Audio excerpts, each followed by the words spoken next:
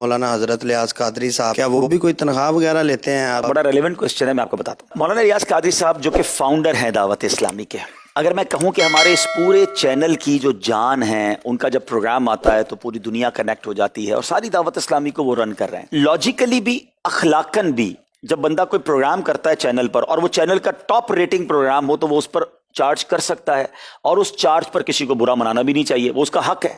ٹھیک ہے، ایک تو امیر اہل سنت کا وہ one of the top ranking programme Madani Muzakra Hare Saturday بھی ہوتا ہے، اور بعض اوقات تو پورا مہینہ ہوتا ہے۔ رمضان میں وہ مہینے کے 60 کے قریب مدنی مذاکرے کر رہے ہوتے ہیں، وہ اس کی رائلٹی لے سکتے ہیں، وہ اس پر چارج کر سکتے ہیں۔ اس کے علاوہ امیر اہل سنت کا ایک اور بڑا کام، جو کہ امیر اہل سنت نے کتابیں لکھی ہیں۔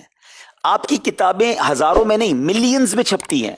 یعنی میں صرف آپ کو اس کی مثال ایک دوں کہ ہم ہر ویک، آپ نے اگر سنا ہو مدنی مذاکرے میں، امیر اہل سنت اناؤنس کرتے ہیں کہ اس ویک کون سی بک پڑھنی ہے، اور اگلے ویک بتاتے ہیں کہ اس ہفتے میں 20 لاکھ لوگوں نے پڑھ لی ہے، 18 لاکھ لوگوں نے پڑھ لی، ہمارے پاس کارکردگی آتی ہے۔ تو جس بندے کی کتابیں، جس مکتبے کی کتابیں ملینز میں چھپتی ہوں، اگر وہ ہر کتاب پر 1 روپیہ بھی چارج کر لے، جو کہ اس کا شرعاً بھی حق ہے، اخلاقاً بھی حق ہے، لوگ کتاب کی رائلٹی لیتے ہیں، تو وہ کروڑوں روپے چینل سے اور کتابوں سے کما سکتے ہیں۔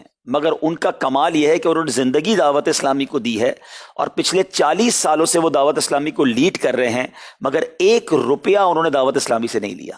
وہ اگر ہمارے چینل پر بھی آتے ہیں نا، تو اپنی چائے بھی خود لاتے ہیں، ان کا خادم آتا ہے، ان کے گھر سے چائے بنی ہوئی لاتا ہے اور ان کو پلاتا ہے۔ وہ کہتے ہیں میں چینل کی چائے بھی اس لیے نہیں پیتا کہ میں جو چینل پر یہ کام کروں کہ یہ اس کا بدلہ نہ ہو جائے۔ ان کی اپنے نام پہ کوئی پراپرٹی نہیں ہے، ایسی دنیا دیوانی نہیں ہوتی کسی کی۔ امیر اہل سنت کے مریدوں میں کتنے ملینر اور بلینر ہوں گے ہیں، اور پیر کو کون نہیں چاہتا اس کو ان کو کوئی تحفہ پیش کرے۔ میں نے اپنی آنکھوں سے دیکھا ہے کہ ان کو 25 لاکھ 50 لاکھ کے لوگوں نے آ کر چیک دیے کہ یہ آپ کے لیے، دعوت اسلامی کے لیے نہیں ہے، اپنی ذات کے لیے یوز کریں۔